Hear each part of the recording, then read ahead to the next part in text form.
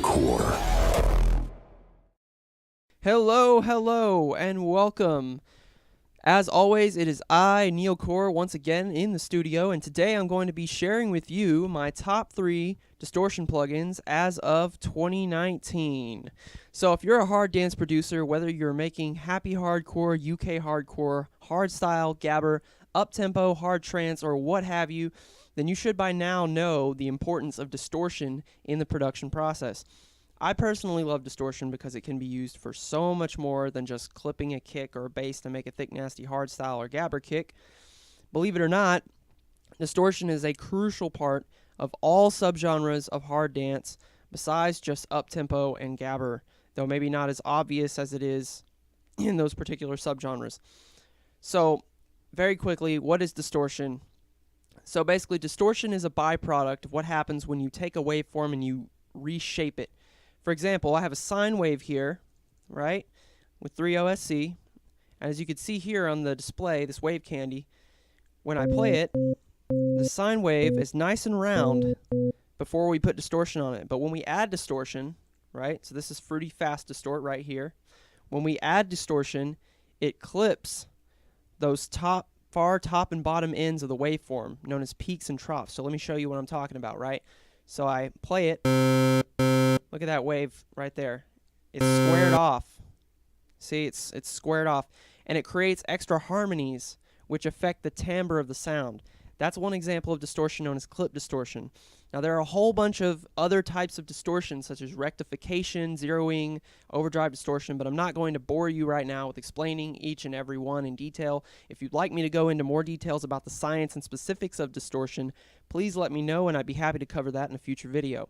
So now, let's go ahead and get into my top 3 distortion plugins in no particular order.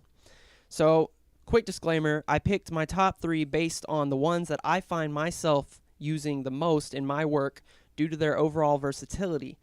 And the first one, believe it or not, is this guy right here, the stock Fruity Fast Distort plugin. Now, I use this as a girthener on basses and on kick drums all the time. So for example, when I start with a bass, you'll see I have one of my common bass presets here on Vanguard. It's already open. I'll first add a fast distort instance on it and season to taste. So we have it on the mixer here. So let me go ahead and turn the fast distort on, right? So here's our fast distort plugin on our bass, right? So actually, let me go ahead and show you what it sounds like without the distortion, right? So we'll go to bass here, and we're going to play it.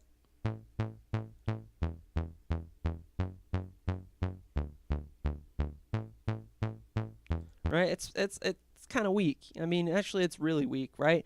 So let's go ahead and put the fast distort on it. We just turn it on, and this is just. Let me make sure that we're on the default here. So this is the default setting, right? So it's turned on, and now let me show you what it sounds like.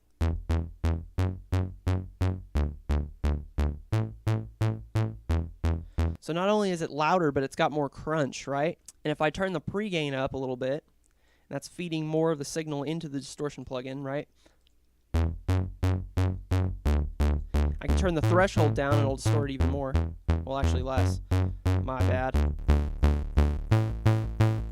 You have 2 different settings here, and basically the mix and the post gain are already turned up, so it's about as distorted as it's going to get without turning the volume here up, right?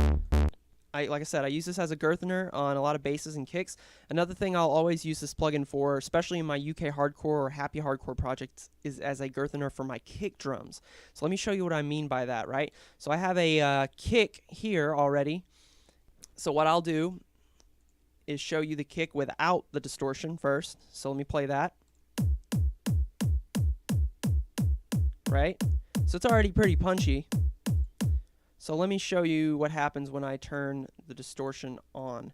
So what I'll do with this is I will just take the threshold all the way down so it's not really distorting that much, and then I'll just drive the pre-gain just a little bit, right? So let me play it now.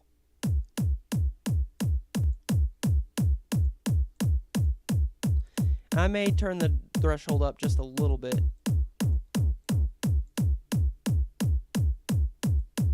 Very, very subtle effect, right?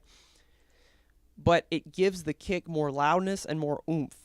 Like I said, all I do is drive the pregain, clip the kick just a tiny bit, and it clips the kick a bit. It gives it more low mid thump, and I find it helps the kick stand out in the overall mix just a bit. All right, so moving on, my next favorite distortion plugin is another stock FL Studio plugin, and it's Fruity Blood Overdrive, right? So here we have Fruity Blood Overdrive. This is it. Let me go ahead and get this out of the way. So this plugin is something I use on just about all of my lead layers as well as my kick layers when I'm making hardstyle or gabber kicks. So that's my tail layers, right? So when it comes to leads, I use it as a very subtle effect to get more loudness and more oomph from the lead, and I'll show you what I mean here. So here I have another instance. Let me move this down. So here I have another instance of Vanguard with the lead preset, the Beast, on it. So as you can see on the mixer here, when I play the lead without Blood Overdrive, let me go to lead here. So when I play the lead without the Blood Overdrive on it, take a look at the level.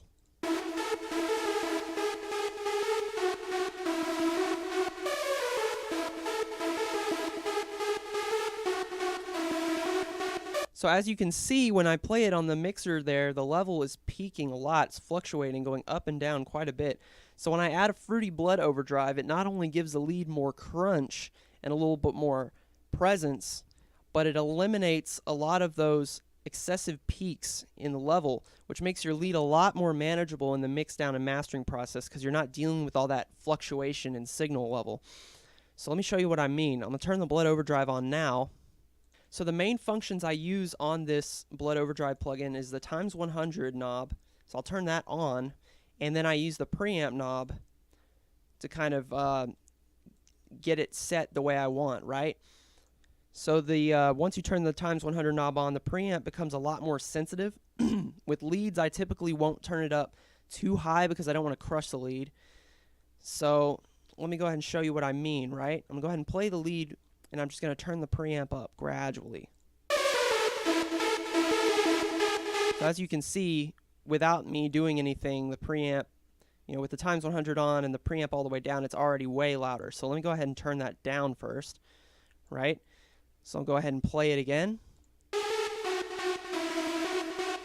I'm turning the preamp up.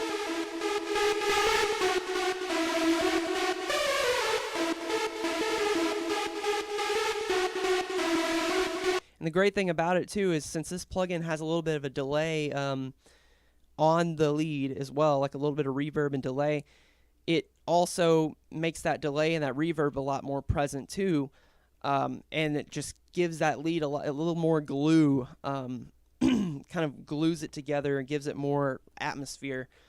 So I'll also use the Blood Overdrive when I put delay sends on my leads. I'll put the Blood Overdrive on the delay send. I won't really turn the preamp up that much, but it'll give that delay just a bit more oomph as well. Now, let's say I want to make some sort of cool, crunchy effects sound. So in that case, with the Fruity Blood Overdrive, you can drive the preamp with the ×100 a lot higher, and you can create some really cool sounds. So let me show you what I mean.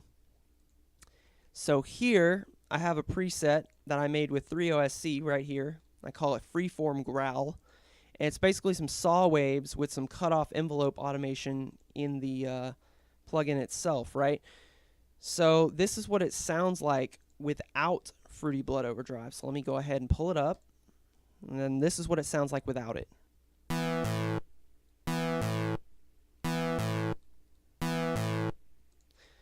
So pretty standard. I mean, it sounds kind of cool, but it's not really all that interesting. So now let's turn the Blood Overdrive on and turn the ×100 and the preamp up. Now, be warned, it's going to get pretty loud. You may want to turn your volume down just a bit before we proceed. So I'm going to give you a little bit of time to do that. So then let me pull up the Fruity Blood Overdrive for this sound here. I'm calling this Effects or Freeform Growl. I didn't match the channel to the mixer channel here. They're not named the same thing, so that's my bad. But anyways, turn the ×100 on, and then we're going to turn the preamp up gradually. So let's go ahead and play it. I'll turn it on first.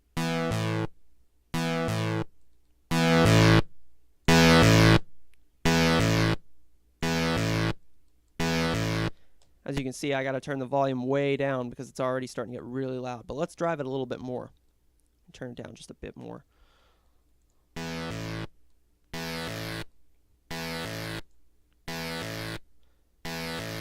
And we can use the color knob here to kind of color the sound a little bit. That also affects the timbre.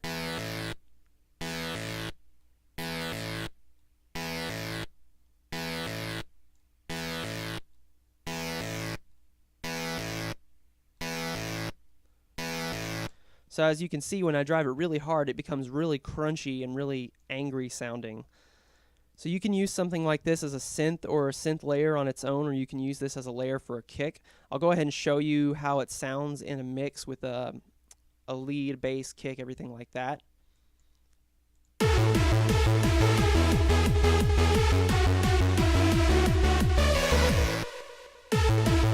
So, you know, this is a really basic pattern. It's not really mixed down that well, but you can kind of see the difference there that this plugin makes on its own.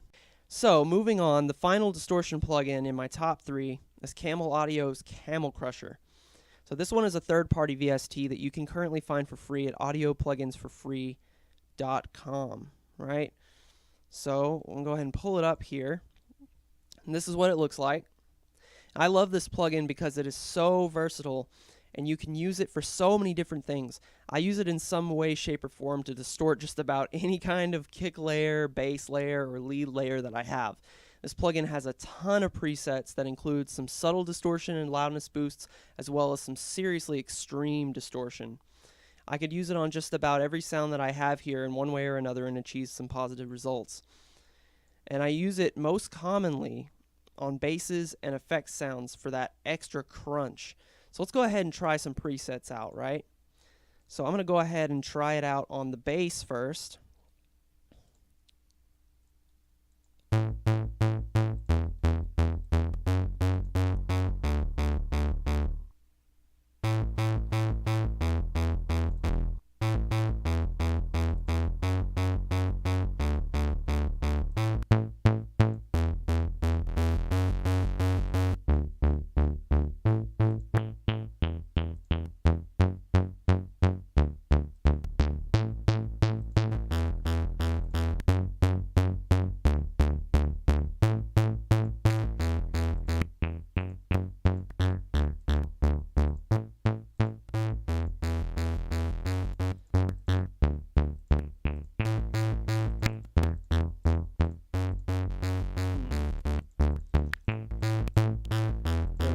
Let's go ahead and go with ultra phat.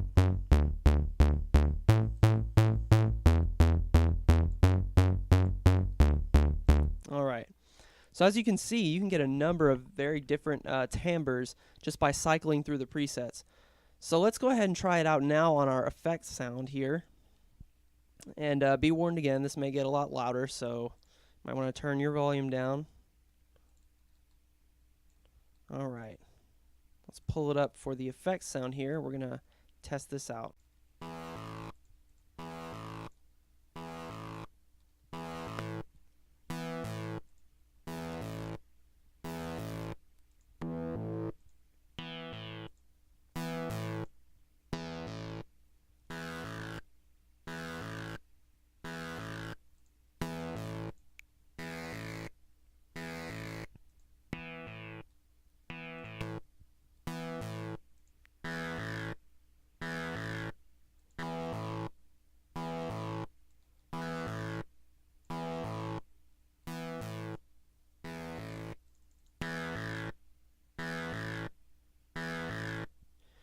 So I like that one. That one's nice and crunchy. We can play with that. Now when it comes to using this plugin on effect sounds, I like to find a really resonant preset, like this one, and play with the cutoff and resonance knobs to make it sound even more interesting. So we'll make sure the resonance is turned up, which it already is, and then we're just going to play with the cutoff here, right? So we'll see what we can come up with.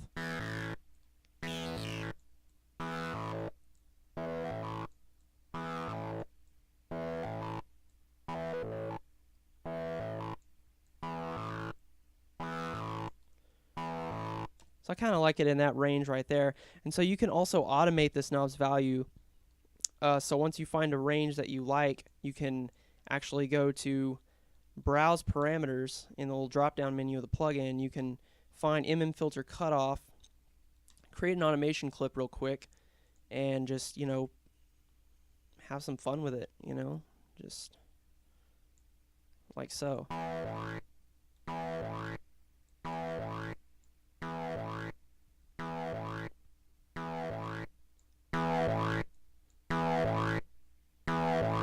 So altogether that would sound like this.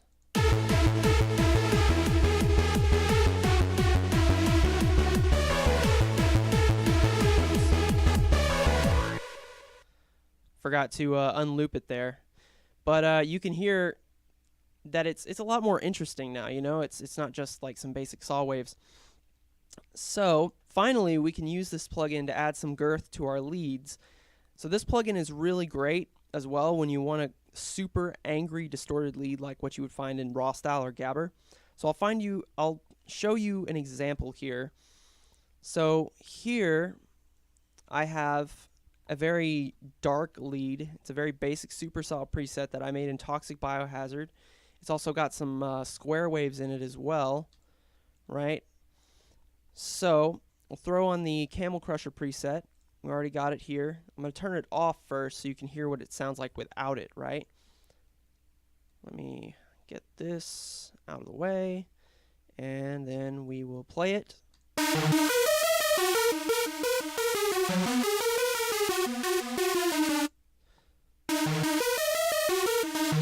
it there. Let's go ahead and throw on the Camel Crusher now. I'm going to turn it down just a bit so it's not deafeningly loud. And we'll play it again.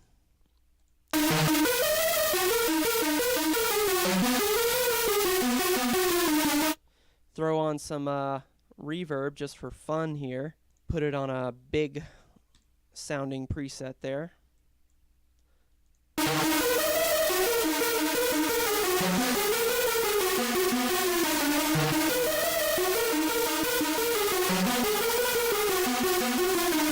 And voila! Listen to how angry that sounds. And not to worry if it sounds too distorted, as you can always take it here, take this knob, this mix knob, and adjust the mix level to tone it down just a bit. So I can back that off a little bit.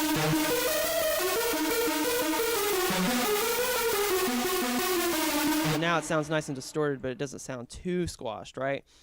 I typically leave the compressor sections alone when I'm using this plugin. I really only mess with the distortion, the filter, and the master sections. And yeah, there you go. This has been my top 3 distortion plugins as of January 2019. I hope this video has been valuable for you guys. If it has, then please like this video, drop a comment below if you're watching on YouTube, or consider leaving a review on my NeoQor Facebook page. If you have any questions or want to see a video about a specific topic, then leave a comment or get in contact with me at neoqor@gmail.com. I appreciate you watching, and I'll see you all again next week for another music production tutorial video.